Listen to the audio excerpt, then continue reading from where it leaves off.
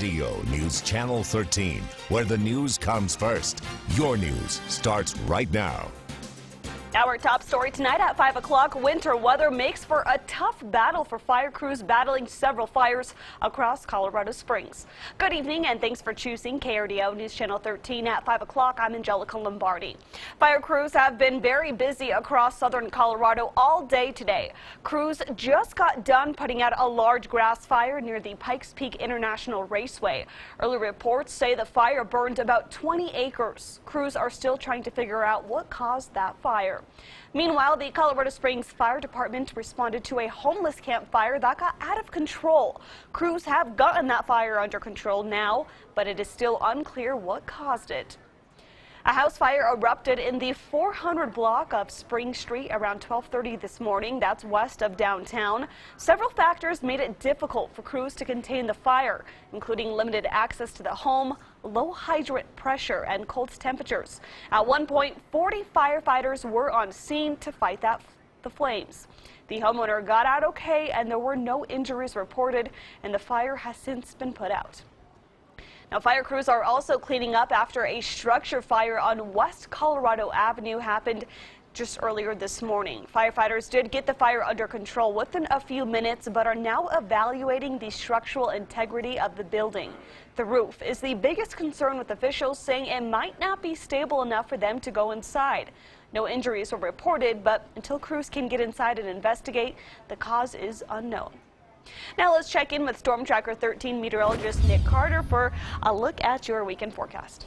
Well, Angelica, we're still looking at some of this wind for the next few hours. That may have played a factor into some of those fires in southeastern Colorado. Mostly high cloudiness across our state, but we see a little bit of moisture up in the high country.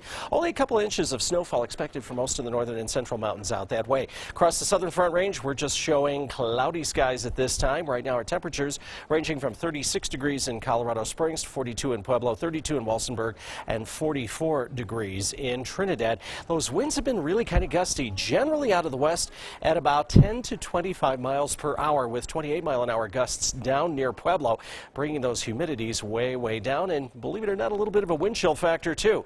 Word to the wise, bundle up if you're heading outside, even though our temperatures are above freezing, because it feels like 25 degrees in Colorado Springs and 32 degrees in Pueblo. But those same clouds and winds produce this really neat picture. North entrance of Garden of the Gods over Ridge Road. Larry Marr took that picture earlier this afternoon. That's a mountain wave cloud. It's going to be a chilly night, a seasonal Sunday as temperatures go. That's for tomorrow. And we're going to talk about the possibility of more snowfall next week. That's all coming up with our Storm Tracker 13 forecast. Thank you, Nick. Terrifying moments for people who live in a community just west of UCCS and Colorado Springs. 3 people invaded a town home, and 2 of them are still on the loose. While police continue to search, neighbors are hoping anyone with information will come forward. KRDO News Channel 13's Michaelia White spoke with those neighbors.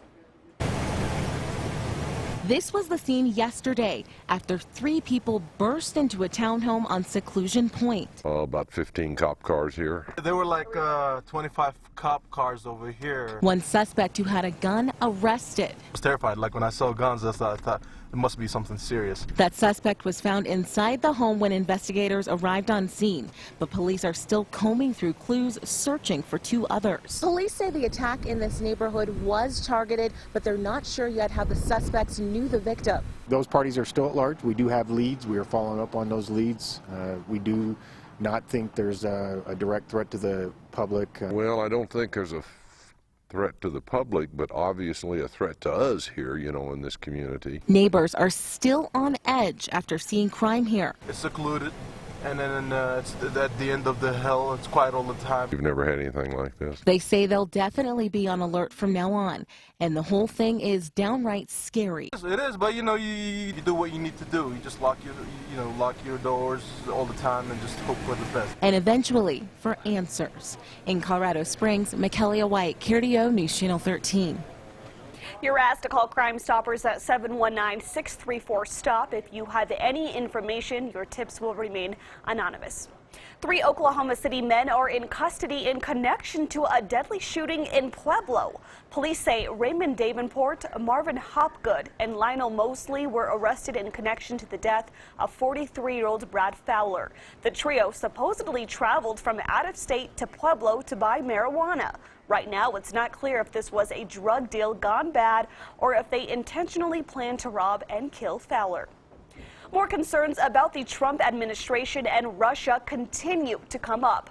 A prominent Republican saying a special prosecutor should lead the investigation into any potential links between the president's team and Vladimir Putin's government, while at the same time the president is again attacking the press. The next chair of the Democratic National Committee to Mr. Tom Perez. Mr. Perez, congratulations. Democrats casting their ballots for a new leader of the DNC. To be united in our values, and we are united in our love for the Democratic Party. The man who did win on Election Day back on Twitter this weekend. President Trump teasing big tax and regulation cuts coming. But his administration is still facing stories and investigations about ties to Russia. At least one Republican lawmaker now joining the calls for a special prosecutor to oversee an investigation. California Congressman Darrell Issa on Real Time with Bill Mayer.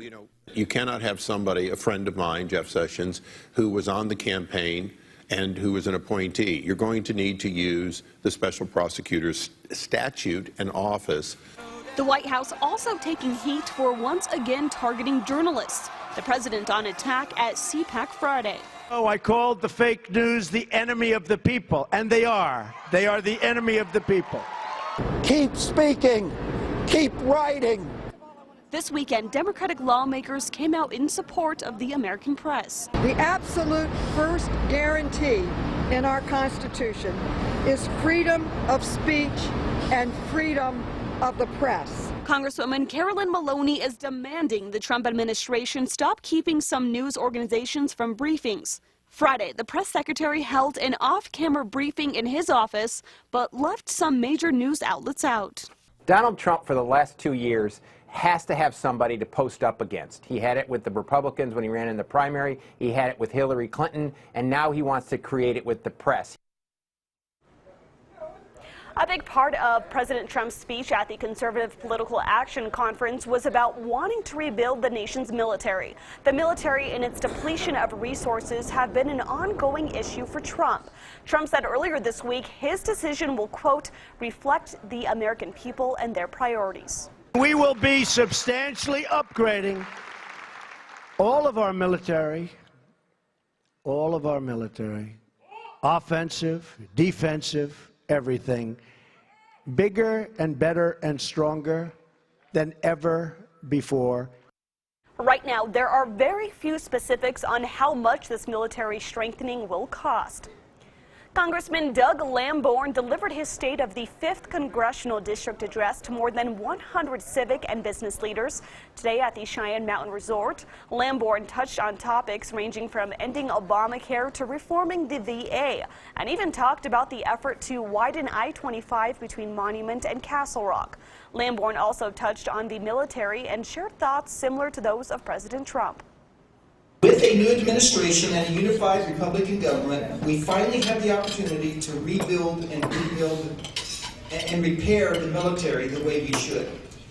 We need to strengthen the Army, Air Force, Navy, and Marine Corps, and give each branch of the military the funding they need to answer the call of duty.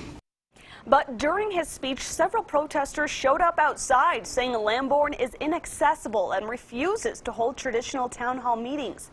But Lamborn says he has responded to more than 82,000 calls, letters, and emails from his constituents and has spoken with nearly 2 million people from his telephone town halls. And President Trump's new national security gave his view of Islam when he held his first all-hands staff meeting. Lieutenant General H.R. McMaster told the staff that the label radical Islamic terrorism was not helpful because terrorists are, quote, un-Islamic. According to people in attendance, McMaster also spoke in starkly different terms about Russia, saying the talk about Moscow being a friend of Washington is over. McMaster accepted the job after Michael Flynn resigned and retired Navy Vice Admiral Robert S. Harward turned down the job.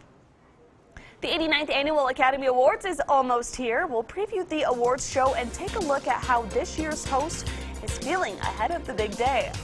And the